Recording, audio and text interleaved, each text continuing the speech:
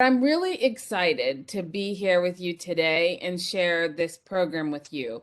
Before coming to mind, I was a math teacher and a math curriculum coach, and then I was the director of math, science, technology, and all kinds of other things. And all of my years, I had always been helping to design the summer program. And so when I came to mind and had the opportunity to create a summer program, I wanted to create one that had everything that I always wanted a summer program to have. And so that is immersion. That's what you're going to see. This is my the thing that I am very excited about because I feel like it answers a lot of the questions that we were trying to solve, and hopefully you'll see that it's going to answer questions you're trying to solve. So I like to get a lot of interaction in a webinar, so I like to use the reaction buttons and I like to use the chat. And so every time you hear something that I say today that resonates with you, just type math is cool in the chat. That's going to help me to know that it's resonating, the things that I'm saying.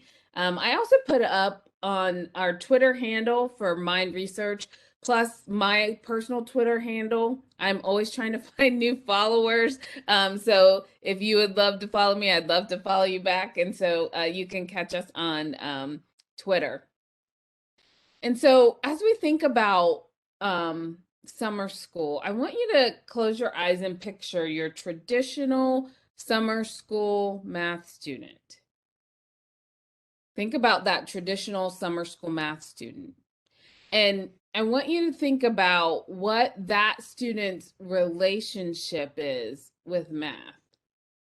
And type into the chat, what does that traditional summer school student feel like, and what's their relationship to math? Frustrated and stupid, they hate it. Frustrated. Yes, exactly. Language learners, math was tough for them. Wasn't good. Yeah, it wasn't good during the year, and now you want me to do it in the summer. Yeah, a lot of kids feel that way. They don't see the connections. And what we know from research is that their goals and beliefs about learning are directly related to their math performance. And so when we can do something for kids that makes them see that their efforts to learn make them smarter, then we're going to see that they show greater persistence in mathematics learning. And there's actually a great report that was written in 2008 by the National Math Advisory Panel. It was a group that the country put together to kind of study what our issues were in math education. It's a really giant read. So if you're ever bored and you want to be able to like fall asleep, you can get that. But there's a shortened version. There's some really good points in there, and this is one of them. And one of the areas that they found that this was pervasive in was African American and Hispanic boys. Their beliefs in what they thought they can do in math directly correlated to what they actually could do in math. And that's something that, doesn't surprise any of us who are teachers. And so we don't want to do that. We don't want kids to come and be frustrated and to have the same experience that just continually tells them that they're not good at math. And that's what a lot of kids experience. Every failure, every bad grade just reaffirms this belief that they can't do math, or that math is not for them, or math is too hard. And so we want to reinvent that. And so that's where ST Math Immersion comes in, because it's not just about academics. It's about also building the confidence and the abilities and the understanding the mindset of students. And so what we did was we took our great ST Math program that already was an award-winning program using our spatial temporal models that allows all kids access, and we wrapped a curriculum around it. This is a full 5-week blended learning curriculum that we wrapped around it. And we had 3 main goals. So when we were designing this, we had 3 main goals. We had students in mind, we had teachers in mind, and we had the community in mind. And so you're going to see aspects of that. And so I want to start by talking about the students. We wanted to make sure that the students had a quality learning experience, access to that rigorous mathematics, We wanted to make sure they were able to build deep conceptual understanding, and we wanted to make sure they could develop a confidence and a growth mindset. We wanted them to walk out of that summer feeling like they could do anything in mathematics that they put their mind to it, because they were learning that they were authors of their own learning, that they could learn from their mistakes. And that's what we wanted to set up for the students. And so before I dive in to show you how we did that for students, I want to know how many of you are familiar with ST Math. So we're going to use those reaction buttons. If you want to open those reaction buttons, if you're familiar with ST Math, go ahead and get me the confetti cannon. And if you're not familiar, give me the thumbs up. So if you've never used ST Math or you don't know, you're not familiar with it, a thumbs up. And if you are familiar, you do use it, give me a confetti cannon. All right, so I see a lot of confetti cannons. All right. So, you all have seen our ST Math program, spatial temporal models, very visual. You've also heard how we're grounded in neuroscience. We take the way the brain learns and we built our games off of that. So it's something called the perception action cycle. So in ST Math Immersion, we use this same thing. We build off of the neuroscience of learning. We build it into our problem solving.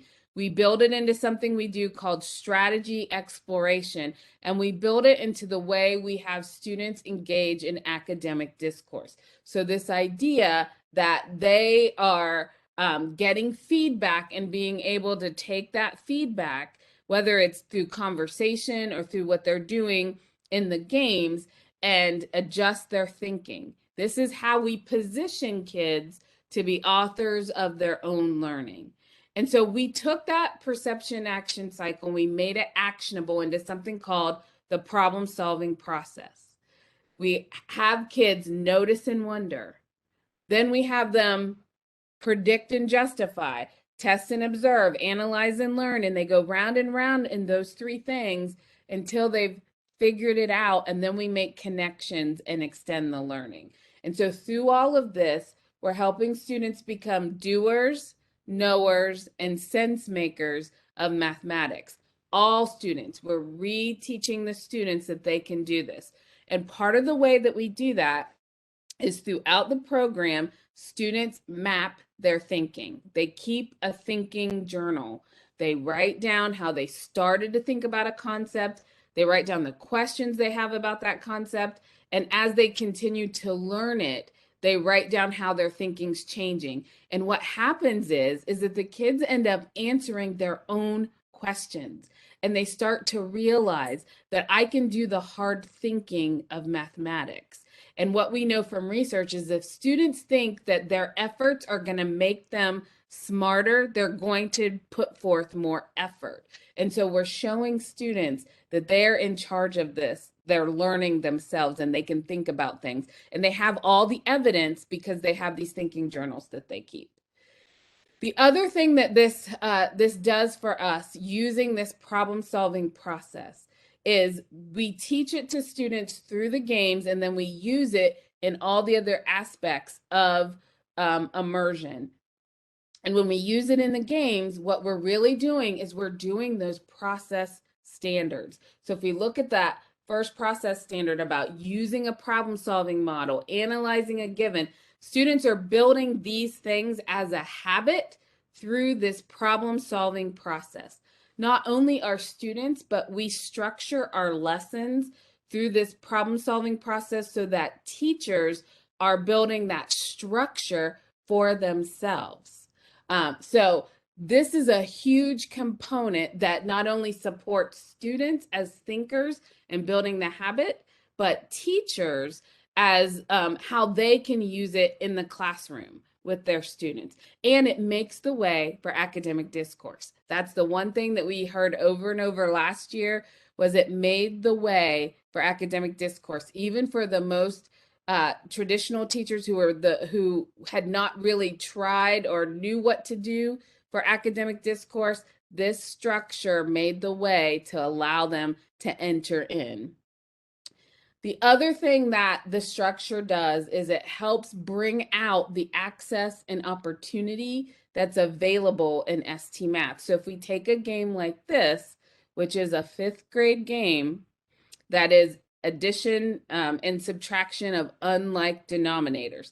That's a hard concept for a lot of our kids, especially our kids that end up in summer school. And so what typically happens is they end up having lower grade level material.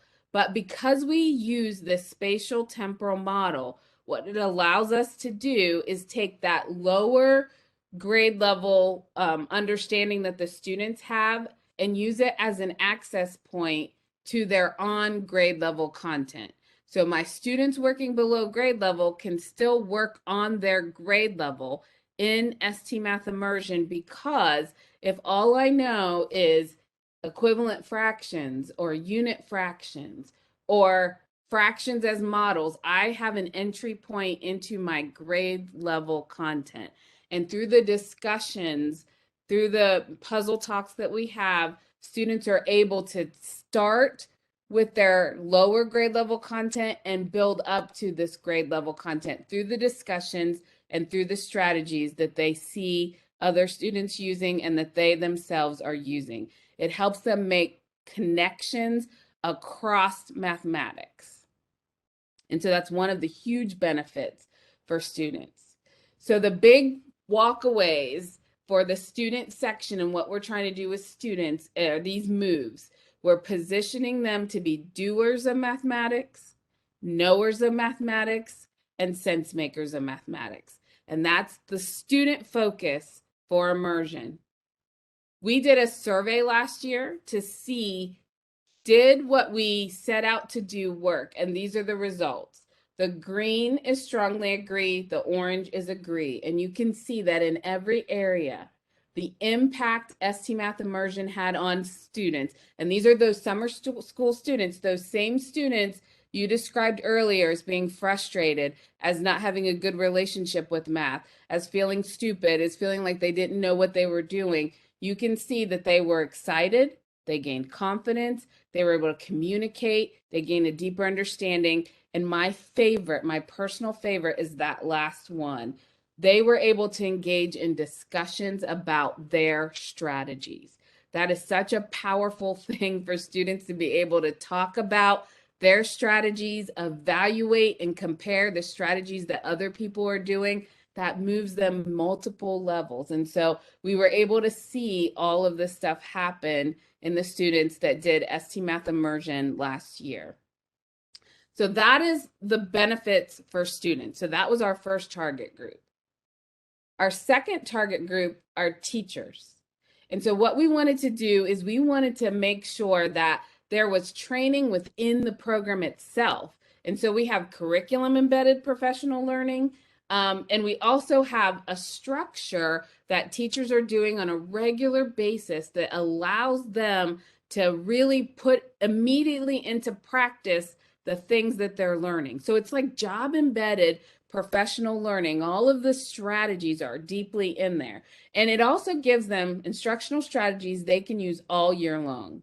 It helps them grow as a facilitator and a blended learning instructor, and it helps deepen their content knowledge. So every week starts off with a lesson plan. We have what we call the blue pages, which is the lesson plan overview. And then we have the green pages, which are the daily lessons. So we have these daily lessons for every single day, grades K through 5, for 5 weeks, for 5 days a week. These are all written out. There is a flexibility in ST Math Immersion. If you don't have 5 days a week, if you have 4, that's something that we can work with you on. If you have 4 weeks or 6 weeks instead of 5 weeks, that's something we can work with you on. And these are set up for 90-minute sessions. But if you have a 60-minute session or a 120-minute session, we can work with you on that as well. But these are all written out for teachers so that they have what they need. The other big thing that we're doing is, as teachers use the program, we're focusing on things like facilitation strategies, ways to promote student thinking, how to build mathematical schema. We teach them effective use of instructional stations. So teachers who are new to stations, they learn how to use it. Teachers who've been using stations, they can put into practice new things. So hopefully it's adding to their bank of strategies they already have. And then we teach them a problem-solving strategy discussion. So if you think about a lot of teachers in elementary, they'll do a problem of the day. And so a lot of times we'll do a problem of the day and then we'll call a student up to share their answer to the problem of the day, but that's not really a strategy discussion. So we go through the whole thing about how do you sort and select student work? How do you scaffold the conversation so that students are really sharing their strategies and you're furthering the learning? And so that's the things that teachers focus on. And then they're given these weekly planners that have reflection questions, that have quick checks for them so that they can start to think about, if I'm going to really embed all of these things in how I teach, how can I think about planning differently, or what are some of the things I need to be considering? And so helping provide that layer of support for teachers that might need it. Teachers who are newer teachers this has really helped ground them. Teachers who are veteran teachers, this has really helped just reinforce things they were already doing and also gave them some strategies to add to their toolbox. One of the things that we do, the key lessons are puzzle talks. So if you have teachers that use number talks or math talks, they're going to be very familiar with the way you do this. It focuses on the strategies. It helps the students see the math. They discuss their mistakes, and there's a lot of academic discourse that happens in this. And there's all about comparing, exploring, evaluating, discussing strategies, and making connections. Teachers have a lesson plan that is a guide for them to follow. Some teachers that are new, they will follow that guide, and it just helps them get into it. Teachers that have been doing this, that are very familiar with number talks, they take this and run with it and go all kinds of places and get lots of great discussions with their students. So it's for anybody at any level of their teaching ability. There's a structure there to really help them continue to grow and develop. This is an example of what we teach on the professional learning side of this, about how to take the work. And this is an example of 3 different pieces of student work and how to structure the order that you have kids share to foster an effective strategy discussion. And so that's part of the learning, and it's something that happens in the lesson every 4 days of the week, these discussions. So teachers are getting to practice, students are getting to learn, and students keep all of this in a journal. So there's one journal that they keep all of this information in, and it serves at the end as a portfolio. So the teacher moves that they learn and that are supported by the content really are to facilitate student thinking, to position students as authors of their own learning, and to support students as they develop those soft skills. So those are the things that teachers are learning how to do in the structures and support for them. So that's the teacher area. The other thing is, the other group we focused on was the community, because we know that the community, the families, don't always have a good relationship with math. I'm sure lots of you have examples of families coming in on parent-teacher conferences saying, well, I wasn't good at math. And so there's a fear there. And so what we want to do is we want to take that and make a joy of mathematics for the community. And so there is a thing that ends the summer immersion program called a learning showcase and celebration. There are 2 projects that the students do in immersion. One is they're tracking their thinking throughout the entirety of the program. They're doing lots of problem solving. They're doing lots of exit tickets and journals. And so every week there's a chance for them to gather their thoughts and their learning and write about it.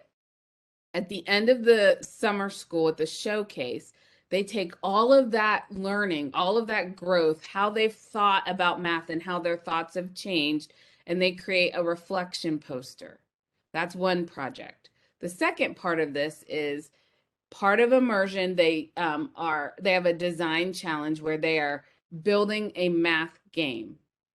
And so that game is here at the Learning Showcase where people actually get to play it.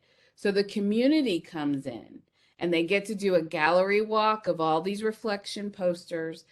They get to play the games that the kids have created. And then the families in the community are given what we call an immersion debriefing bookmark.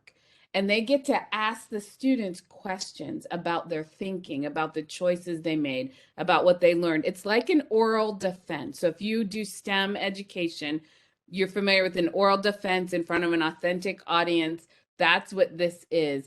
And the best part about it is this is the coolest part of the program. It's my favorite part. I have seen those students that come in on day one of summer school dejected, feeling like they can't do math. Those same students explaining to their superintendent their game, their choices, their ideas, what they learned. And just to see the confidence in the kids, it's amazing. It really is. And so this is a chance for everyone to celebrate the learning that has happened in immersion. So that's the three groups that we focus on. And I want to talk a little bit about the content, but I'm going to pause to see if there are any questions about those three groups. And I don't see any. If you've liked what you've heard so far, type math is cool into the chat if this is resonating with you. All right, I see some math is cool. All right, great. So to achieve all of this, it was really important for us to be specific in our focus. So we focus on two main areas. So for grades K through 2, we focus on operations and algebraic thinking. That's what we focus on. Those historically are areas that students need support in, building that number sense. That's the areas that we focus in. And then in grades 3 through 5, we focus on fractions because again, historically across the country, those are the areas that students struggle in.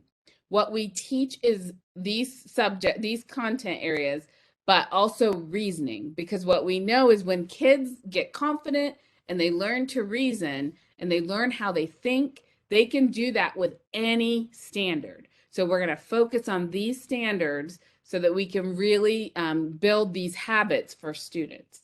So those are the two areas that we focus on. I already talked about the fact that they track their thinking. We also have, so this is a journal that they'll get, and everything is in this journal. All their exit tickets, all their problems of the day, their math journal prompts. You can see this is an example of the My Thinking path that they fill out. So it starts with the big topic, their questions, and every day they add to it how their thinking has changed, how the puzzles are helping, how the discussions are helping, how the word problems are helping them.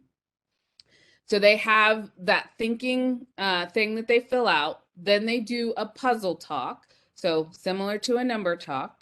Then they do a word problem that is bringing what was in that puzzle talk, bringing that now to a word problem rich task kind of area.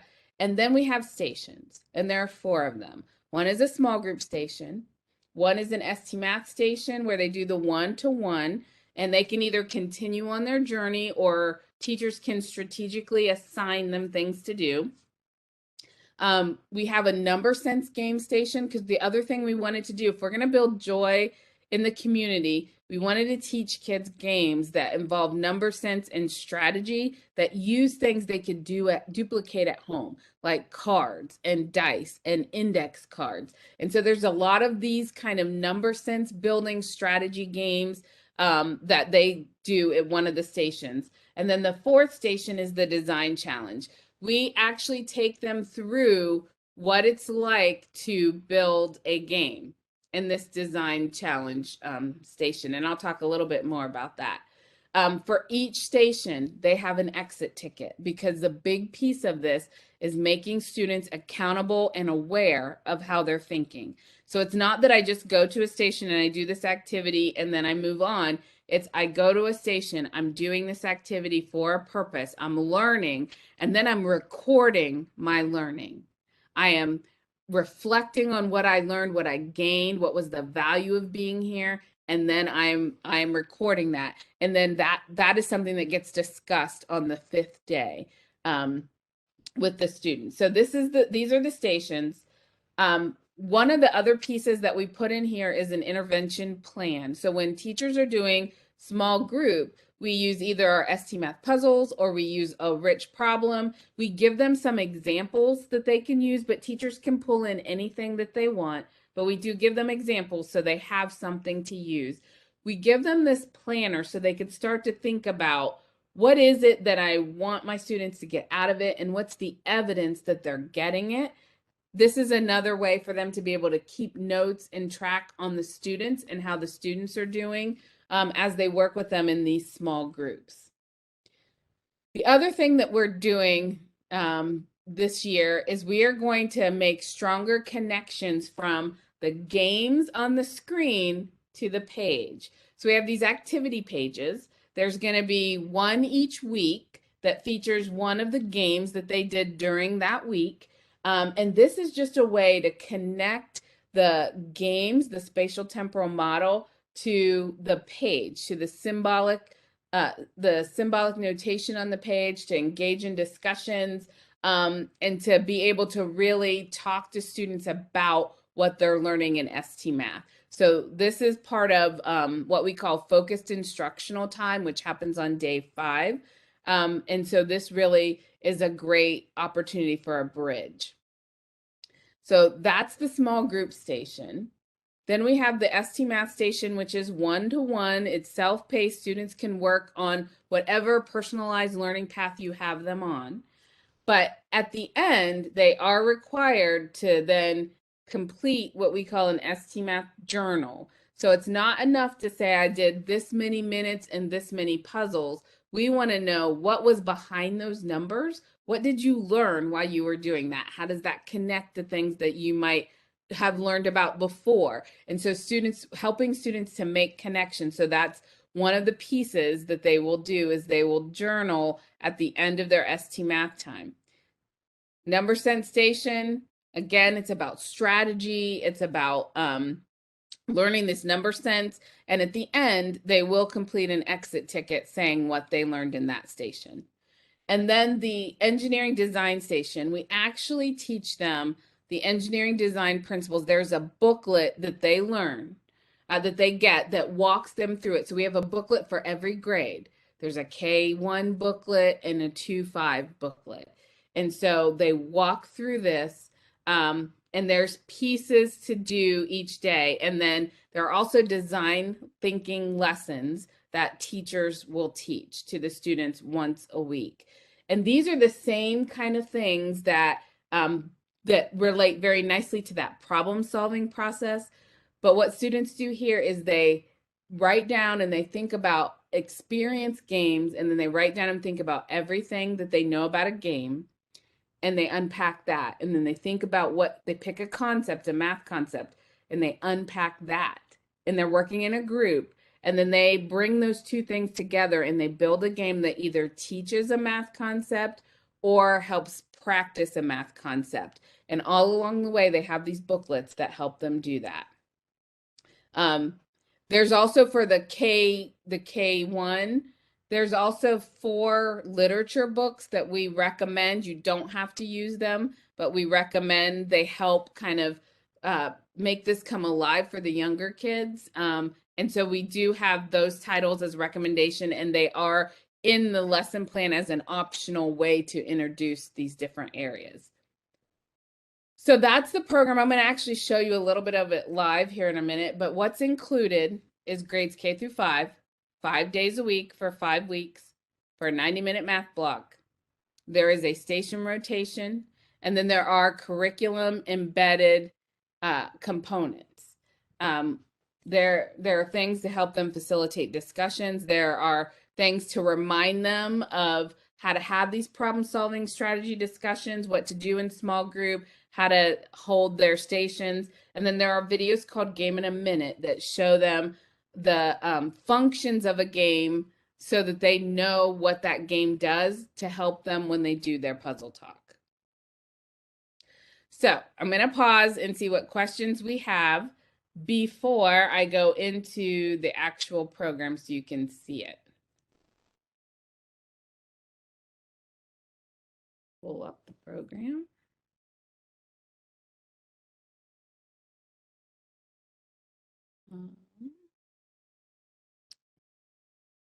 Get my chat box back open.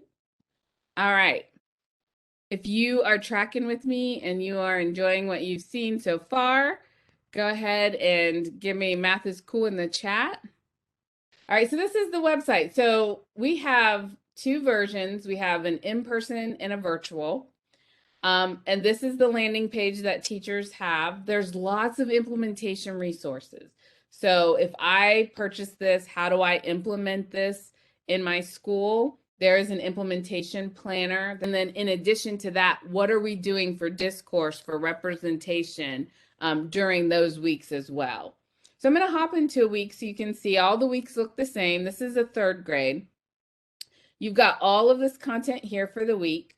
I'm going to just show you really quickly the curriculum. This is the embedded curriculum. So these are some information that you can get, that you get in your training. And we learn about mathematical schemas. We learn about that perception action cycle. You learn about discourse. And so all of these pieces that you learn about, these are just reminders for the teacher. So this is just a little quick slide deck for me. So if I want to remember how do I use this? How does this work? As I'm asking questions, what should I focus on? What questions should I ask? There's a slide deck that gives you like, here's what you're trying to accomplish. Here are the kinds of questions you might want to be asking. Same thing with stations. If I want to set up stations, what does that look like? Is there a planning sheet? And so this is just reminders for the teacher. So this is the embedded PL. And then all of these weeks are here available. I'm going to skip week 1 and go into week 2. Week 1 has a lot of content in it, but it's also a big part of week 1 is teaching the procedures and the processes. You still do all of the things. There's still math involved, but it's really focused on helping set this up for success. And then the pages look like this. There are lesson plans. These are the links to the puzzles that you need for the puzzle talks, the videos that show you about the games, and then any additional resource that you might need. The lesson plans are very clear. So this is my blue pages tell me what the whole week is going to look like. Teachers like to print them out, so we put this QR code on them. So if you print them out and then you scan this QR code with your photo app on your phone, it will take you directly to this page. So you can watch this video if you want, or you can kind of see any of the other things that you might be wanting to look at. And then the daily, this is the daily. So you can see you start with the thinking journal. It's called a My Thinking Path. You've got your puzzle talk. This is the problem solving process. It's all embedded in there. You also have in the problem solving process, in the lesson plan, we also have look fors. So things that the teacher should be looking for with the student. And then there's the problem solving section. So there's a problem of the day. There's a math journal. These are the stations and what they're going to do in the stations. They visit 2 stations a day.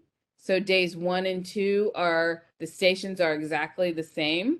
And then 3 and 4, the stations are the same. The setup is exactly the same days 1 through 4. And then when you get to day 5, you don't have a design station anymore. What you have, or you don't have a puzzle talk anymore. Instead, you have a design station lesson that you're going to teach to the whole class. And so this might focus on teaching them how to write rules, teaching them some various things that they need to know. Blueprinting is another thing. We have kids blueprint and make a prototype and test their prototype. And so that's all part of it. And then we've got, you teach the games that they're going to play in the game station the next week. The stations for the last day are what we call focused instructional time. So you've got the stations, and then You spend the 10 minutes at the end of the day doing what we call thinking and reflecting time. The kids get out their journals. You go through their journals. They talk about the thinking they had, the learning, their aha moments. They could talk about times they've persevered, challenges they've overcome. You have a discussion, and then they have a summary that they write about that week for them. And those summaries help them create that reflection poster on the last day. So that's what these pages look like, the lesson plans and all of that information.